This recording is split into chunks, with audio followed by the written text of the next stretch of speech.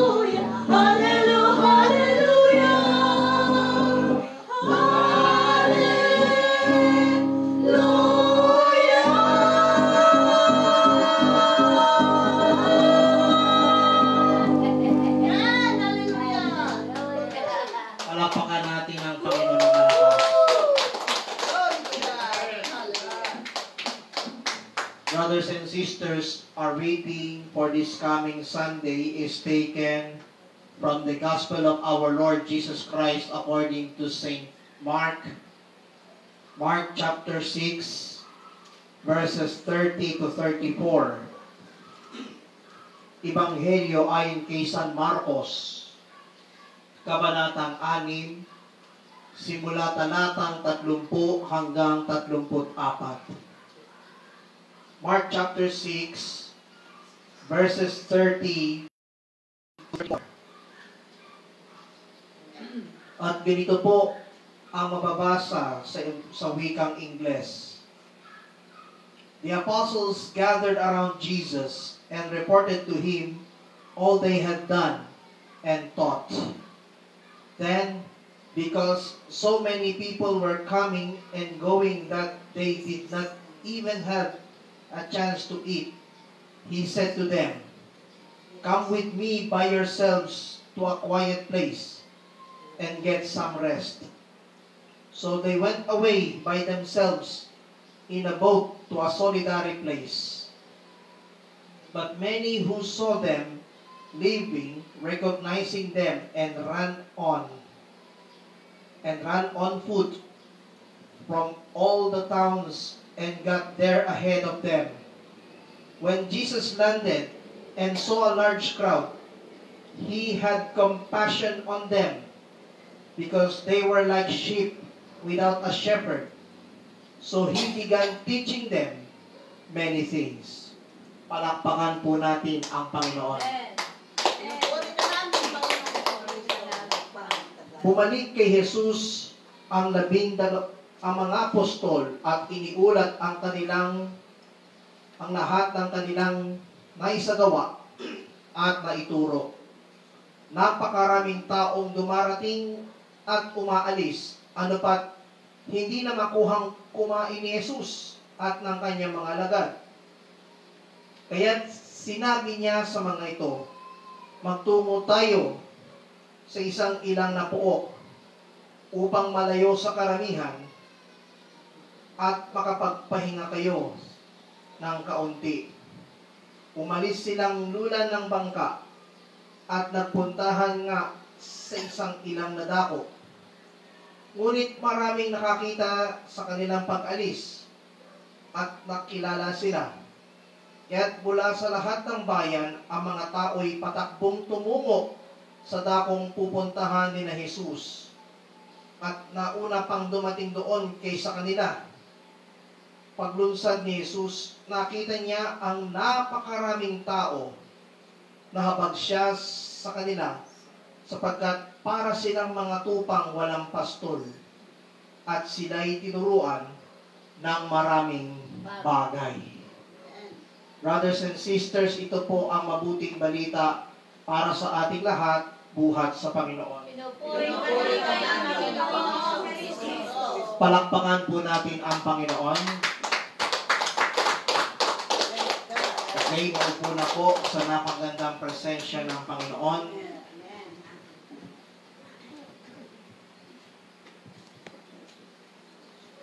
At isang pinagpalang gabi po sa inyo lahat. At sa lahat ng mga nakapanood sa live na ito through our Facebook, sa Facebook account ng inyong abang lingkod. Higit din kayong pagpapalain ng buhay, banal at makapangyarihang Diyos. Palakpakan natin ang Panginoon.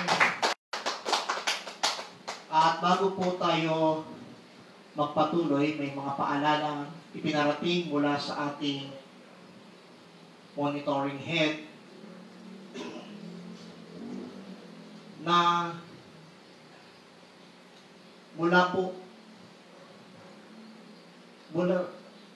tinatawagan ng 40th anniversary organizers, lalo na ang El Shaddai Gospel Music Ministry, sa lahat ng mga choir na sumali sa tinatawag na A Million Voices na isasagawa sa mismong araw ng anibersaryo sa Quirino Grandstand, Luneta Rizal Park sa darating na August 17, to 18 para po maisagawa katulad ng nakaraang taon. Ano? Kaya, inaaniyahan na lahat ng music ministry members sa lahat ng chapters, prayer groups at cell groups dito sa Tapat Pa chapters, particular dito sa Bagong Bayan, na sumama sa mga practices, sa mga petsa na isasagawa July 20, August 3, August 10, at yung dry run, it's either August 15 or August 16. So, pagtabayanan po kung saan. Kaya, mahalaga po ang presensya ng mga music ministry members in different chapters, prayer groups, at cell groups, particular dito sa Tapat Pa chapters. Amen. Lalo na po at malapit na po ang ating 4 decades of journey of faith, love, and unity of every family. Pangalawa, mag-a-announce po kami na kailangan pa namin ng isa pang scholar na papag-aralin sa College of Divine Wisdom. Kasi yung pong isa nating scholar na pinatayo noon ay biglang nag-back out. No? Kaya, ang tanging kurso, no, na tanging available lamang doon sa College of Divine Wisdom is Bachelor of Science in Secondary Education, major in English, Bachelor of Arts in Mass Communication, at Bachelor of Arts in Evangelization. So, kailangan po ng isa pang kabataan na gumraduate ng grade 12, ano? O yung tinatawag na senior high, para sa gayon ay mapabilang sa mga estudyante ng CDW. At magkaroon po tayo ng tinatawag na special na pag-ambag-ambag pagkatapos ng gawain para po sa scholarship na papag-aralin sa CDW. Ang coverage po doon sa iaambag natin ay tinatawag na miscellaneous fee, at pati yung transportation assistance allowance. Para po sa gayon, may kasama pang board and kasama yata pati board and lodging. Para po sa gayon ay hindi na pauwi-uwi pa ng tahanan, bula ambel. Para sa gayon, ma-experience ang kabutihang loob ng ating Panginoong Diyos. Then, sa darating na Sabado o sa darating na Martes, July 23 ay mayroong pong meeting ang mga helpmates ng Tapat Pa together with our monitoring head to talk yung mga agenda na I think binanggit sa dalawa pang gawain sa Gutierrez at Sagrada Village ng Lunes. No? Ano po, Sister Aida, Sister Mary? Ano? Yes, sir. At kasi po kailangan po ay lahat ng helpmates. Kasi may mahalagang agenda po. Kasi kailangan po yan. Lalo na isa sa mga agenda yung magiging yung Basura. third quarterly SBW meeting tasking para po sa gayon may mga mapaghandaan yon. para po para sa buwan ng Agosto, kahit after ng ating anniversary overnight, patuloy tayong samahan ng ating buhay na Diyos.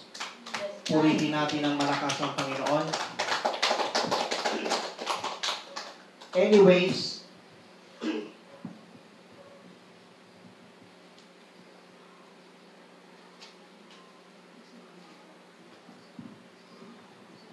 ang ulo ng makalangit na balita ay tatawagin po nating Christ's compassion and mercy. At bilang panimula ng mensahe ito ay damang-dama ng Panginoong Yesus ang kahabagan at awa sa mga taong sumusunod pa rin sa Kanya. Bakit kamo? Sabi nga dito sa verse 34, paglungsad ni Jesus, nakita niya ang napakaraming tao. Nahabag siya sa kanila sapagkat para silang mga tupang walang pastol. So ang tanong ay, bakit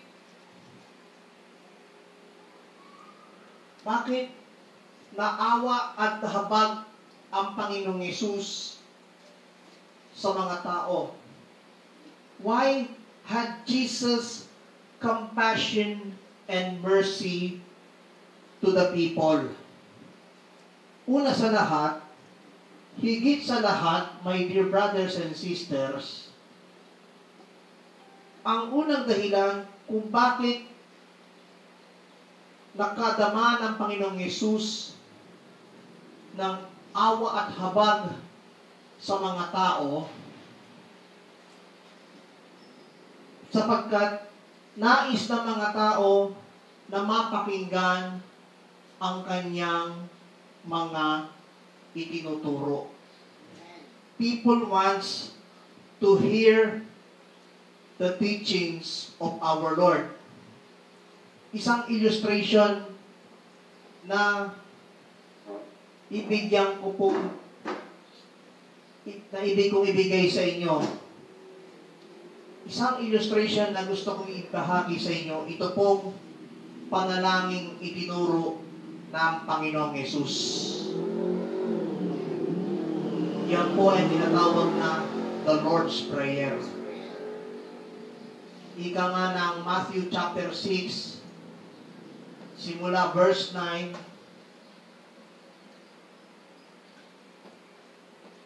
ganito po kayo'y mananalangin, ganito kayo ang sasabihin, Ama namin nasa langit, sambahin ang ngalan mo, ikaw nawa ang maghari sa amin, sundin nawa ang iyong kalooban dito sa lupa tulad ng sa langit. Bigyan mo kami ng pagkain sa araw-araw at patawarin mo kami sa aming sala tulad ng pagpapatawad namin sa nagkasala sa amin, at huwag mo kaming iharap sa mahigpit na pagsubok, kundi iiwas mo kami sa masama. Sapagkat sa'yo ang kaharian at sa'yo ang kapangyarihan, ang kapurihan, kalwalhatian, magpakailanman. Amen. Palakpakan ang Panginoon. So sa madaling wika, isa sa mga itinuturo ng ating Panginoong Yesus ay ang pananalangin. Pananalangin. Amen? Amen. Anong klaseng panalangin itinuro ng Panginoong Yesus? Adoration. Supplication. Ano pa?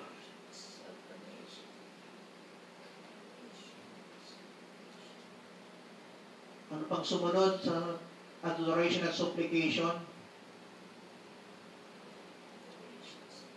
Reconciliation o repentance. Yan. Ano pa?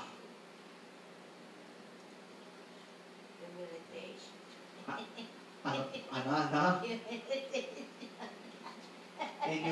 Numeritation? Ano? Numeritation? Meditation. Ayan. Lahat itinuro ng Panginoon. Bakit kamo? Yan ang nais ng mga tao na mapakinggan ang mga turo at mensahe buhat sa ating Panginoong Jesucristo. Amen? Amen. Amen po ba? Amen. Mapalad nga yung pamangkin ni Brother Ted eh. Bakit kamo? Namimigay. Namigay pa. Tanim na. Nagtanim. Namigay. Namigay. Bakit kamo? Sa tulong ng tinatawag na technology. Most particularly sa paggawa ng tinatawag na content creation. Bakit? Sapagkat nagagamit ang social media sa mabuting paraan. Amen? Amen. Ito isang halimbawa po kung bakit kailangan ng tao ang salita ng Diyos sa mga turo ng Panginoong Yesus ayon sa banal na kasulatan, at higit sa lahat, hindi lang basta makikinig, itanggap at isinasa puso ang kanyang napapakinggan. Amen?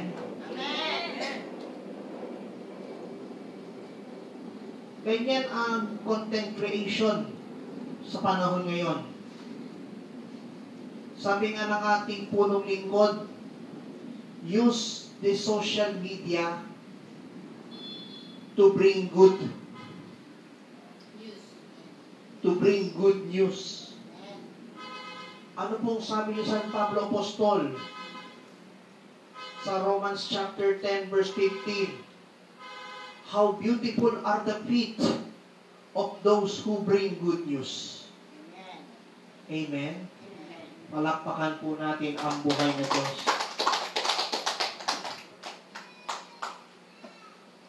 Ano naman ang pangalawang dahilan kung bakit nahabag at naawa ang Panginoong Yesus sa mga tao?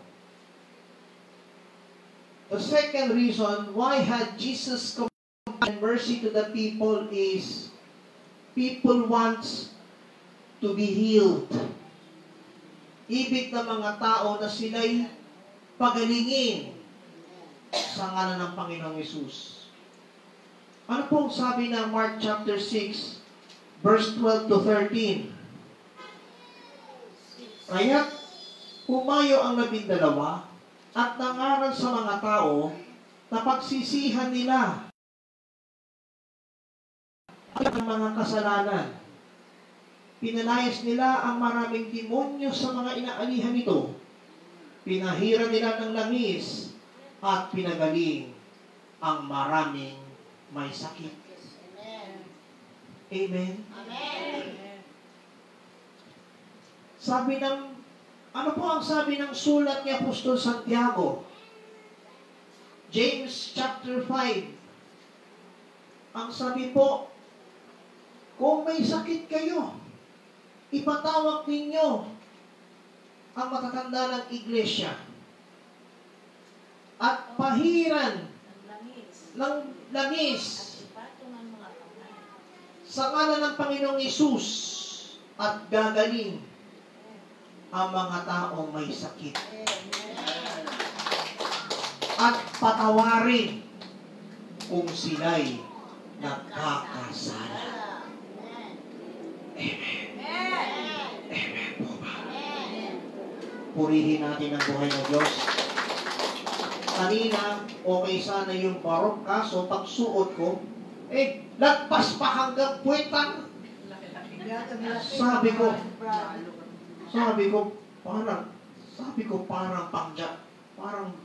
Sabi ko, parang hindi bagay sa katulad ko.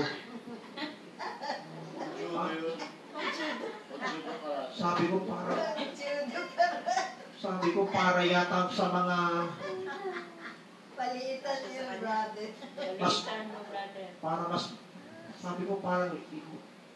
sabi ko, parang di bagay sa suot ko. Amen. Inabot sa akin ng Lunes ng isa sa mga kasama kong preacher Paano yung palitan? Sobrang laki. Palitan ito.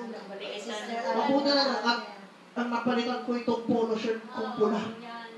Bakit? Kaysa naman yung dito ka nga tapos ang suot, lagpas pa ng puwitan. Purihin natin ang Panginoon na malakas. Kaya, huwag tayo mabalisa. At kung mayroon karamdaman at sakit, paghagalingin ang Panginoong Hesus. Amen. At yan ang kapangyarihan ng mensahe kapahayagan ng Diyos. Sa lahat ng dako, walang tigil ang pagpapahayag ng kapahayagan ng Panginoong Jesucristo.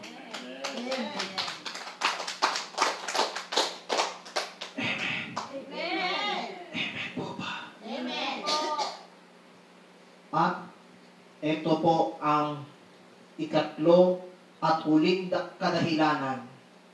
Why had Jesus compassion and mercy to the people?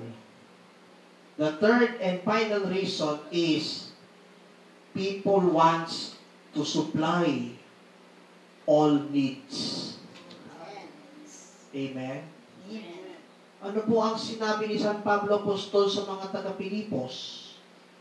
And my God will meet all your needs according to His glorious riches in Christ Jesus. At buhat sa kayamanang hindi nauubos.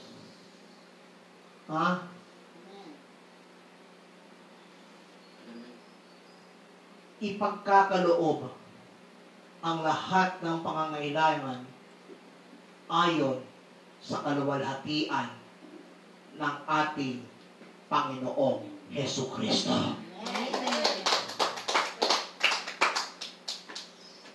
Yan ang sinabi ni San Pablo Apostol sa Philippians chapter 4 verse 19.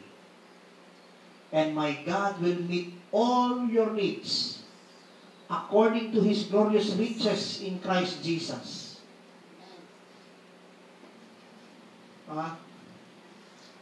Kaya nagagawa ang Panginoon. Kaya nagsusupply ang Panginoon sa lahat ng pangangailangan ng mga tao ayon sa maluwalhating yaman sa pamamagitan ni Kristo Jesus. At yun ang kayamanang hindi nauubos. Amen? Amen. Kaya mapalad tong pamangkin ni Brother Ted sa pamagitan ng sarili niyang social media channels. Lahat ng nasa kanya binigay. At tinitiyak ko, ibabalik sa kanya ng Diyos ng gustong takal, siksik, liglig, at umaakaw.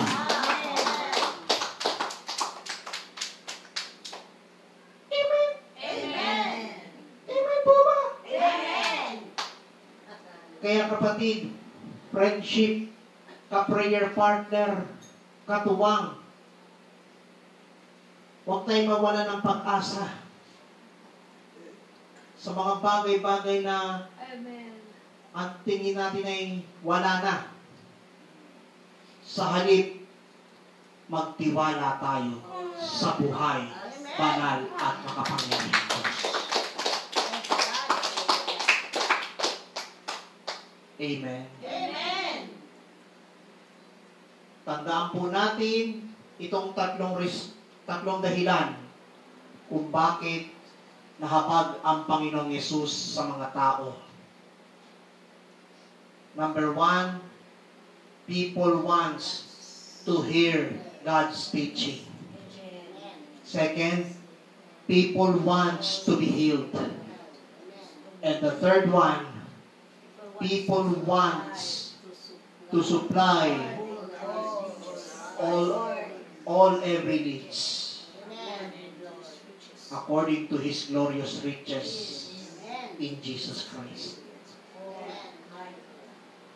At bilang pangwakas ng mensaheng ito, dahil mag-aalas 7 na dito sa Timtiman House, inanyayahan ko po kayo tumayo. Biyaya niya't habag sa buhay natin ay sapat. Sa Panginoong Hesus lang tayo magtitiwala.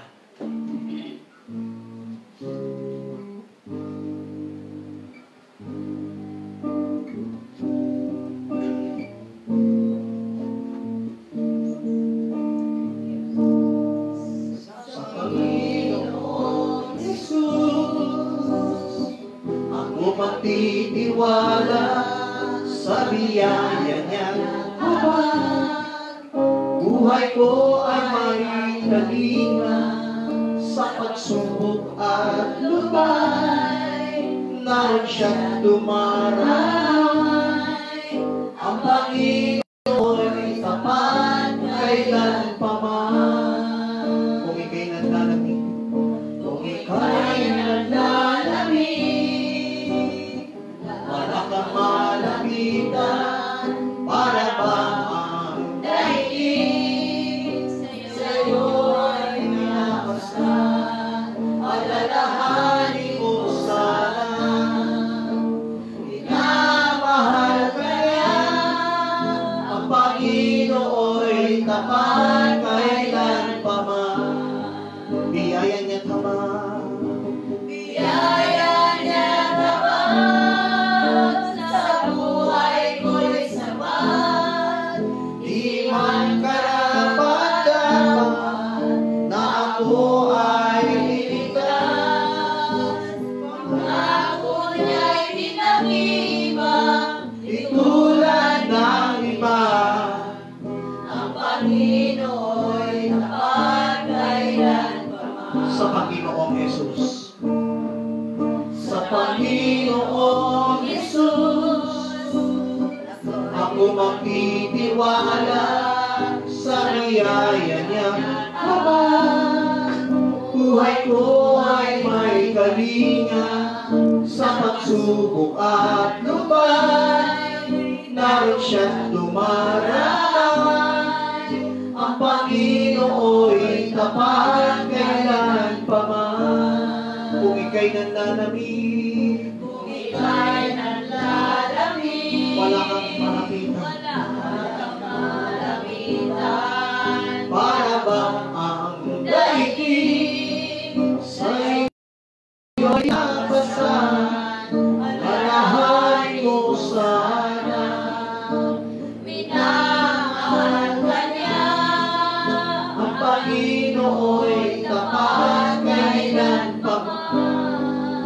biyaya niyan habag. Biyaya niya naman sa buhay ko'y sapat.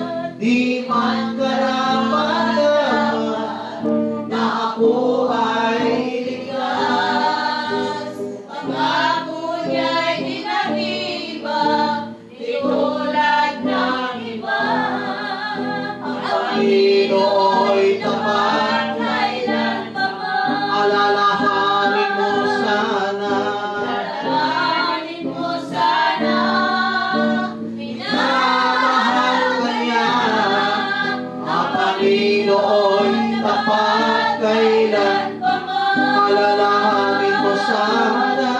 Alalahanin mo sana, Minamahal ka niya, ang Panginoon'y tapat, kailan pa man. Ang Panginoon'y tapat. ang Panginoon tapat, kailan pa man. Ang Panginoon'y tapat. Ang Panginoon tapat, kailan pa man. O Diyos sa makapangyarihan, nagpapasalamat kami sa mensahe kapahayagan tungkol sa habag at awa na ipinadama ng Panginoon sa mga tao. Naway magsilbing aral ito sa lahat na makarinig ito. Salamat, Panginoon, at patuloy mo kaming bigyan ng lakas, ipayong sigla na galing sa puso at isip ng bawat isa. Nawa, marema sa bawat isa ang mensahe at kapahayagan na nagmumula sa iyo. Kaya, Panginoon, maraming salamat sa iyong awa at habag. Kaya, ngayon pa lamang, patuloy mo kami sinamahan at patuloy mo kami pinagpapala. Pagpalain mo po yaong mga nagtaguyod ng pagtitipong ito dito sa Holy Family Devotions. Pagpalain mo po si Brother Ted Timtibat at ang buong sambahayan. Pagpalain din ang mga nandito sa residensyang ito. Patuloy mo pong pagpalain ang bawat isa.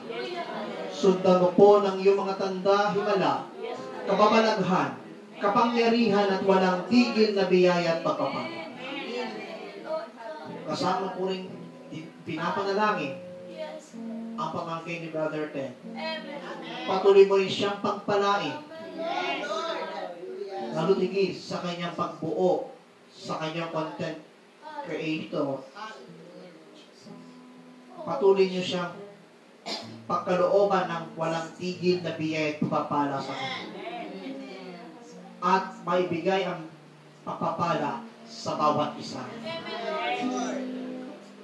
Pagpalain mo ang lahat ng nakiisa sa pagtitipong ito. At patuloy mo kami bigyan ng kaluwagan. Pagpalain mo rin po ang lahat ng nakiisa at nakibahagi sa pagtitipong ito. Salamat po, Panginoong El Shaddai. Ito po ang aming samot dalangin. Kaisa na panambitang panalangin ng aming inang Birheng si Maria at ang lahat ng mga anghel at mga banal sa langit sa ngalan ng iyong bugtong na anak, ang aming Panginoon at tagapagligtas, Panginoong Kristo, na nabubuhay naghaharing kasama mo at ng Espiritu Santo, iisang Diyos magpasawalang hanggan. Amen. Ano man ang kahilingan na nasa puso ng bawat isa, pagpalain ang bawat isa. Sundan ang iyong mga tanda, himala, kababalaghan, kapangyarihan at walang tigil na biyaya pagpapala. Ano man ang kanilang hiling at bithiin, inaangkin namin na lahat ay inyo nang tinugon. Amen. Sa ngalan ni Jesus. Sa ngalan ng Ama, ng Anak, at ng Espiritu Santo. Amen. Amen and amen. God bless, and let's give Him thanks with a grateful heart.